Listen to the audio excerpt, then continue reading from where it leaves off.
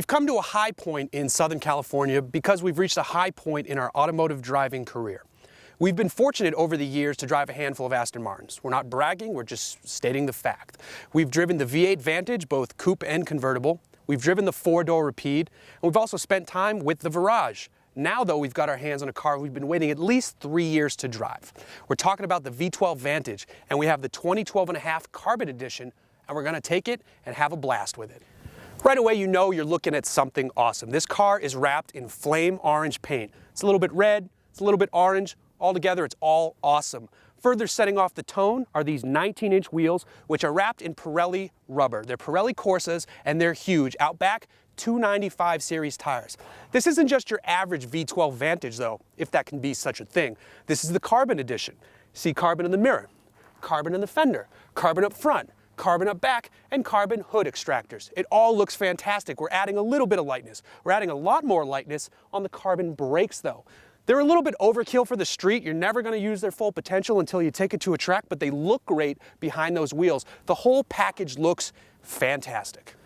Under the hood lies the heart of the Aston Martin V12 Vantage, and if you've been paying attention, you can probably guess that it's a V12 engine. This is a 6-liter 12-cylinder motor that pumps out 510 horses and 420 pound-feet of torque. And according to this little plaque right here, it was built by Chris Devaney, which is odd because he built the engine of the last one we drove. He either needs to take a vacation or he loves engines. Either way, keep doing what you're doing. The great thing about this motor is it sends power through the 6-speed manual gearbox out to the rear wheels.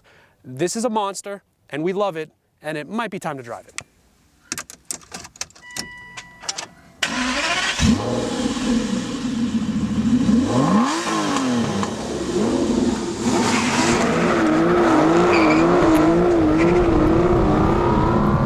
So after walking around the car, it's finally time to get inside and have some fun. We're dealing with a $203,000 car, which is a lot of money. But for that price, you get a whole hell of a lot of car. The shifter feels great. Those brakes never stop stopping. The engine sounds fantastic. And it's just a blast to drive. This curvy road out here on Ortega Highway, the Hooniverse Highway hooning grounds, as we like to call it, is nice and empty, nice and smooth, and full of twisty turns to exploit that rear end out there that likes to waggle a little bit. Even with traction control fully on, it allows a little bit of slip. You can put it into a track mode, which is what we have it in now, or if you're an animal, you can go full traction control off. I don't recommend it.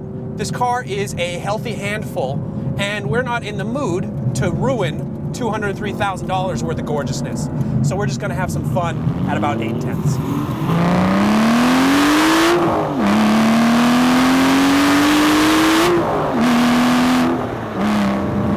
So what does that $203,000 even really get you? You know about the engine, the tires, all the fun bits.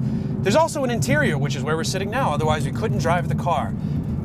You get a stylish interior, it's comfortable, these seats are nicely bolstered. If you're thinner than I am, you might want a little extra padding, but it's built for a nice big fat American driver like myself, and I feel quite comfortable. I'm not too squeezed. The pedal placement is fantastic. If you're an adept heel tower, you're gonna have no problem here, and if you're a crappy heel tower like me, you might pull a few of them off. Few downsides on the inside of the cabin: the infotainment system. It's still garbage. The nav system looks like it was ripped out of a Garmin, and it doesn't even have quite the full level of functionality. It's difficult to use, and it's not even folded all the way into the dash right now, so it's a little bit wonky. But you kind of expect that with an Aston Martin, good or bad. It just kind of happens, and you go with the flow because the real soul here is under the hood. They've been building these great engines for years, and this is no exception. This is a masterpiece of British engineering, and we love it. So what else is out there, you might ask, if you're in the market for a car like this? Obviously, you could look towards the Germans with the Porsche 911 Turbo. You could look for the Audi R8 Spider. The 911 is definitely going to be faster, no question about it. And the Audi, some might say, is a better looking car. Those people are wrong, and they should be punched in the eye. But that's not the case here, because the Audi is a great car, the Porsche is a fantastic car, but they're all missing a little something extra that the Aston Martin has. Just say it, Aston Martin. It sounds beautiful coming out of your mouth. Porsche, Audi. It doesn't work the same. And that little something goes a long way in this car if you're going to spend $203,000. There's just a bit of extra soul, a bit of extra character. Hell, this is the brand that James Bond drives. This isn't the same car. It might be better than the one he drives, though. And we're loving every second of it.